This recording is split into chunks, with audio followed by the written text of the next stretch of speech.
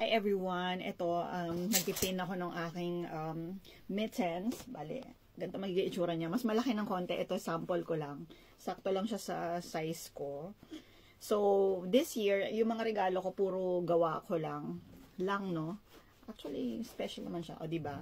Nilakihan ko na kasi, tingnan mo, ito na yung bago. Nilakihan ko na kasi sa size ko lang siya. So, ito ginawa ko for kids, pambata, ganun. Yun, gusto ko lang na, first time ko actually gagamit ng may quilt, yung may ganyan. So, nabili ko lang siya sa bilihan ng mga sinulid, ganun, mercery ang tawag, or sa UK, alam ko ang tawag nila haberdashery. Diba ang social? Haberdashery. Ouch. What do you call this? Yun. So far, matatapos naman na ako. Tapos na yung main gift ko, yung sa nanay ng boyfriend ko and sa kapatid niya. Main gift, no? Sa parents ko, madali lang. Pera lang. pera lang sila. So, yun. Kasi mas madaling magpadala ng money, di ba? Kaysa sa, sa gift. Hindi ako nagbalik-bayan box this year. Konti lang naman sila and also, marami na silang gamit. So, yun. Ayan. Yun yung pala yung itsura niya.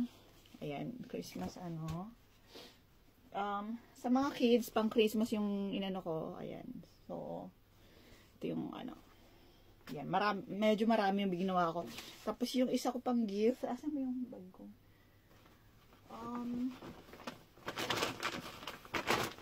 Ayan. Yan, may isa pa akong gift na ganyan. So, eto. So, bali, kapag nagme-makeup ka, naka-flat siyang ganun. Tapos pag hinila mo siya, magiging siyang bag. Parang ala drawstring na bag. So, yun yung gift ko. Ano pa ba? Tapos, wait. Tapos, plano kong gumawa ng pajama pants. Hindi ko ang hirap hanapin yung same material. Ito yung parang yung skirt ng uniform, ganun. Pero, finil ko siya. Hindi naman siya magaspang sa balat. Okay lang naman siya. Pero may mas softer version. Ayan, okay lang naman siya.